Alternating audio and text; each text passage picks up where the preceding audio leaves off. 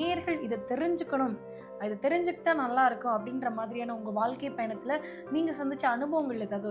எல்லாருக்கும் என்னதான் நம்ம பஞ்சபட்சி பற்றி சொன்னாலுமே இது ஒரு அனுபவமாக எனக்கு என்ன கிடைச்சதுங்கிறத சொன்னால் அவங்களுக்கு கொஞ்சம் எந்த டொனேஷனும் இல்லாமல் தான் அந்த கோவிலை பண்ணோம். ஆமா. அந்த கோவில் கட்டுறதே வந்து பெரும்பாலும் வெளியில் யாருக்கிட்டையும் டொனேஷன் நாங்கள் போய் யாருக்கிட்டையும் கேட்கல. ஒரு ஒரு குறிப்பிட்ட எப்பேற்பட்ட ஆளுக்கும் ஒரு பண தேவைன்னு ஒன்று வரும். அது அந்த குறிப்பிட்ட அந்த கோவில் அடுத்த கட்டத்துக்கு போகிறதுக்கு ஒரு பணம் தேவை, ஒரு இக்கட்டான சூழ்நிலை எனக்கு. அப்படி எதிர்பார்த்துட்டு இருந்த ஒரு நேரத்தில் நான் ரெண்டே விஷயத்தை தான் நான் ஃபாலோ பண்ணேன். ஒன்று, என்னோட பஞ்சபட்சியை பயன்படுத்தி முறையில் பழகக்கூடியவங்க திடீர்னு ஒரு நாள் ஃபோன் பண்ணாங்க. கும்பாபிஷேகம் வச்சுருக்கீங்கன்னு சொன்னீங்க, நான் கொஞ்சம் வெளியூர் போகிறேன், எனக்கு கொஞ்சம் வேலை இருக்குது, என்னால் கரெக்டாக கும்பாபிஷேகம் அன்னைக்கு வர முடியாது, நான் முடிச்சுட்டு அதுக்கப்புறம் நான் வரேன். எனக்கு என்னமோ தோணுச்சு, இந்த கோவில் பணிக்கு நான் ஏதோ கொடுக்கணும்னு தோணுச்சு. இப்போ ஒரு நபர் வருவார், அவர் கொடுக்குறத நீங்கள் ஏற்றுக்கணும், மீதியெல்லாம் நான் அப்புறம் பேசுகிறேன் அப்படின்ட்டு வச்சுட்டாங்க. நான் எந்த தொகையை நான் மனசில் நினச்சிருந்தனோ, இப்போ என்னோட பட்சிக்கிட்ட நான் எதை கேட்டனோ, என்னோட உபாசன மூர்த்திக்கிட்ட நான் எதை பிரார்த்தனை பண்ணணும், நோய்களை கூட தீர்க்கிறதுக்கு இல்லை நோய்களுடைய வீரியத்தை குறைக்கிறதுக்கு கூட இந்த பஞ்சபக்ஷி வந்து ஹெல்ப் பண்ணுவோம் சார். பாருங்க, நம்ம எல்லாருக்கும் ஒரு நோய் வந்ததுன்னா ஒரு மருந்து எடுத்துக்கிறோம். அந்த மருந்தை நம்ம எந்த நேரத்தில் எடுக்கணும்னு ஒன்று இருக்குது. நிச்சயமாக ஒரு எமர்ஜென்சி கண்டிஷனில் ஒரு ஐசியூவில் இருக்கும் போது நம்ம பஞ்சபட்சி நேரம் பார்த்தெல்லாம் மருந்து எடுக்க முடியாது. மெடிக்கலை மீறி நம்ம எதுவும் பண்ண முடியாது. ஆனால் நம்ம லைஃப்பில் சில ரொம்ப காலமாக நான் மெடிசன் சாப்பிட்டுட்டு இருக்கேன், ஆனால் எனக்கு எந்த பலனும் இல்லை அப்படின்னா, அந்த மாதிரியான விஷயங்களுக்கு பஞ்சபட்சி நேரத்தை பயன்படுத்தி நீங்கள் ஒரு மெடிசன் எடுக்கும் போது நிச்சயமாக குயிக்காக ரிலீஃப் ஆகும்.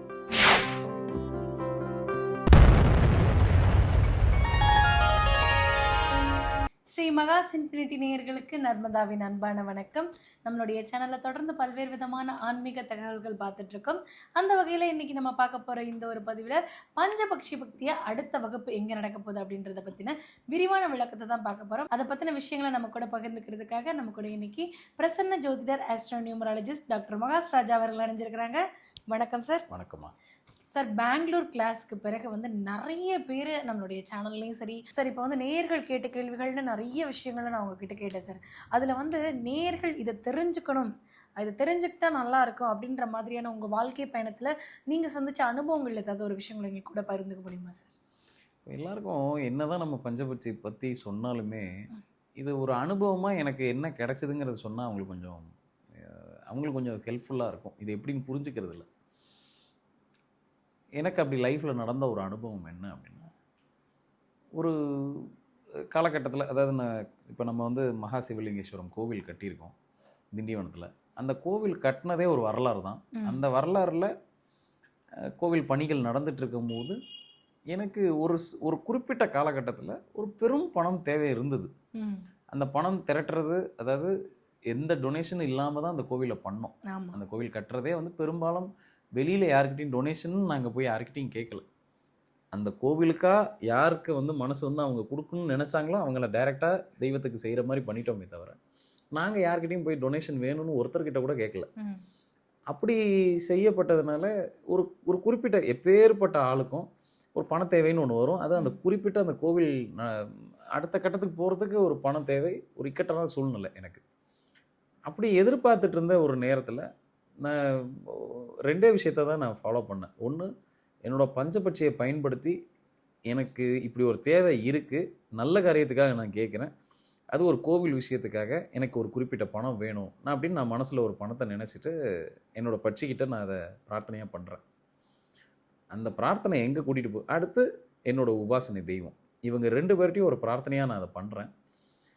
கோவிலில் நான் உட்காந்துருக்கேன், அங்கே பணிகள் என்னை சுற்றி வேலைகள் நடக்குது, ஒரு பெரும் பணம் தேவை. இப்போது நான் பிரார்த்தனை பண்ணிட்டு பேசாமல் அந்த கோயிலில் அமைதியாக உட்காந்துட்டேன். இப்போ இன்னும் கொஞ்ச நாளில் கும்பாபிஷேகத்துக்கு உண்டான டேட்டெல்லாம் அனௌன்ஸ் பண்ணியாச்சு. அப்போ எல்லாம் ரொம்ப ஒரு நெருக்கடியான ஒரு சூழ்நிலையில் இருக்கேன்.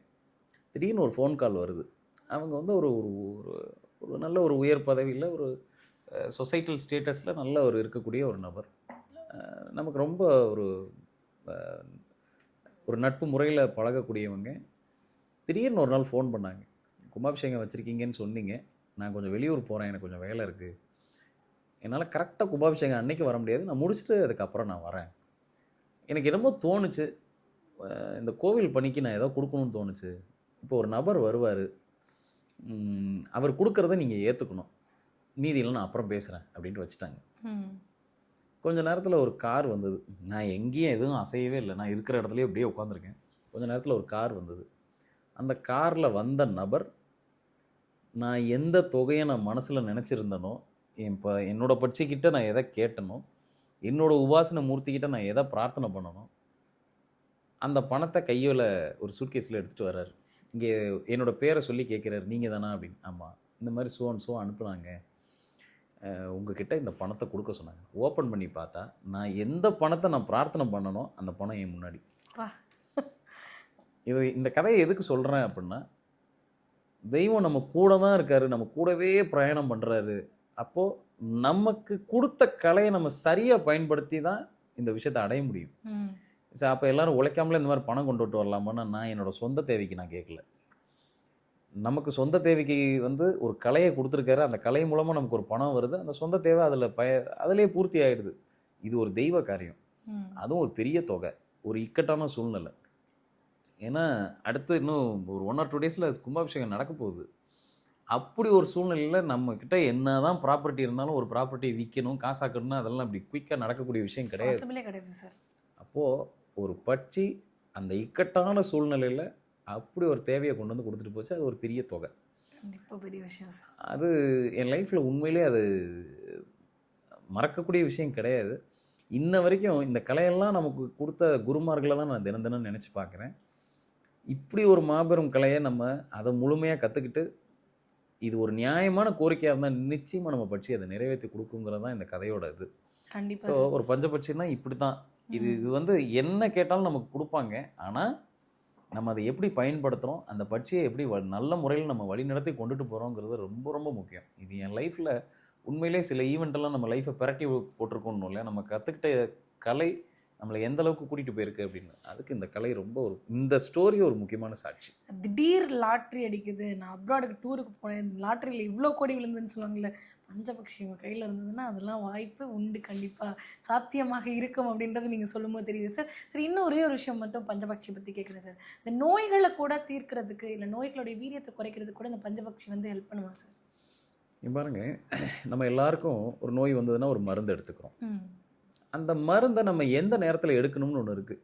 நிச்சயமாக ஒரு எமர்ஜென்சி கண்டிஷனில் ஒரு ஐசியூவில் இருக்கும் போது நம்ம பஞ்சபட்சி நேரம் பார்த்தெல்லாம் மருந்து எடுக்க முடியாது. கண்டிப்பாக மெடிக்கலை மீறி நம்ம எதுவும் பண்ண முடியாது. ஆனால் நம்ம லைஃப்பில் ரொம்ப காலமாக நான் மெடிசன் சாப்பிட்டுட்டு ஆனால் எனக்கு எந்த பலனும் இல்லை அப்படின்னா, அந்த மாதிரியான விஷயங்களுக்கு பஞ்சபட்சி நேரத்தை பயன்படுத்தி நீங்கள் ஒரு மெடிசன் எடுக்கும் போது நிச்சயமாக குயிக்காக ரிலீஃப் ஆகும்.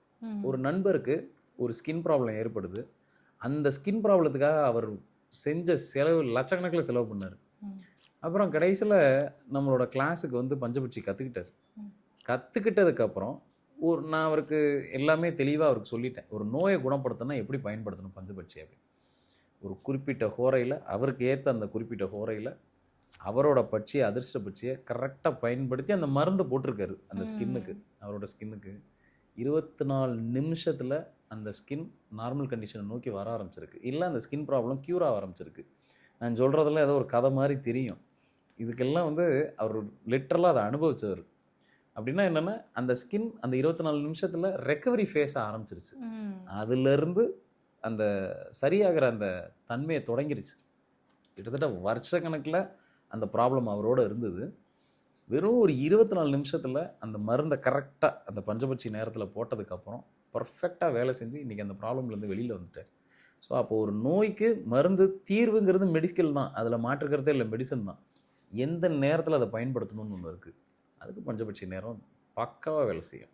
சார், இதில் இன்னும் ஒரே ஒரு விஷயத்த நான் கேட்கணும்னு நினைக்கிறேன் சார். ஏன்னா நிறைய சொல்லிட்டீங்க. இப்போ வாழ்க்கையில் ஒரு மனுஷன் ஹாப்பியாக வாழ்கிறதுக்கு என்னென்ன எலமெண்ட்ஸ் எல்லாம் தேவையோ அது எல்லாத்தையும் இந்த பஞ்சபக்ஷி கொண்டு கொடுக்கும் அப்படின்றத சொல்லிட்டீங்க சார். லாஸ்ட்டாக ஒன்று என்னென்னா, இந்த குடும்பத்துக்குள்ளே இப்போ ரிலேஷன்ஷிப்னு பேசும்பொழுது குடும்பத்தோடைய பிரச்சனைக்கு ஆணிவேராக இருக்கிறது 2 ரிலேஷன்ஷிப் தான். ஒன்று மாமியார் மருமகள். இப்போ பஞ்சபக்ஷியில் இப்போ நான் என்னோட மாமியாரை இல்லை நான் என்னுடைய மருமகளை ஒரு நட்பு உறவோட பழகிறதுக்கோ இல்லை 2 பேருக்கும் எந்த பிரச்சனை இல்லாமல் சுமூகமாக போகிறதுக்கோ பஞ்சபக்ஷி அப்படின்ற ஒரு டூல் ஹெல்ப் பண்ணுமா சார்? இங்கே பாருங்க, முதல்ல ஒரு உறவை நம்ம தக்க வச்சுக்கணும் அப்படின்னா ம். சில விஷயத்த பேசணும், சில விஷயத்த பேசக்கூடாது. கண்டிப்பா. ஒரு விஷயத்த எந்த நேரத்தில் பேசுகிறோன்னு ஒன்று இருக்குது. ம். இப்போ நம்மளோட மூடு ஒரே மாதிரி இருக்குமா காலையில் எந்திரிச்சதுலேருந்துன்னு கேட்டால் இல்லை. இல்லதான். ஒரே விஷயந்தான் வேறு வேறு மூடில் நம்ம இருக்கும்போது நம்ம காதில் வந்து விழுகும்போது நம்ம வேறு வேறு மாதிரி ரியாக்ட் பண்ணுவோம். ம். ஏற்கனவே ஒரு கோபமான மைண்ட் செட்டில் இருக்கும்போது நமக்கு அப்படி எரிச்சல் படக்கூடிய ஒரு நியூஸ் வந்ததுன்னா இன்னும் நிறைய ரியாக்ட் பண்ணுவோம். ம். ஏன்னா இது மனிதனோட இயல்பு. அப்போது எந்த நேரத்தில் எப்படி நம்ம பேசணும், அது பெரியவங்களாக இருந்தாலும் சரி, நம்மளோட இளையவங்களாக இருந்தாலும் சரி, அந்த பஞ்சபட்சி நேரங்கிறது இப்போ இந்த பட்சி இந்த வேலை தான் செஞ்சுக்கிட்டு இருக்கு. ம். ஆட்சிங்கிற இடத்துல இருக்குன்னா அப்போ இதுகிட்ட போய் பேசலாம். அவங்கக்கிட்ட நமக்கு நம்மளோட ஆசைகளோ, நம்மளோட எண்ணத்தையோ, நம்மளோட குறைகளையோ போய் சொல்லலாம்.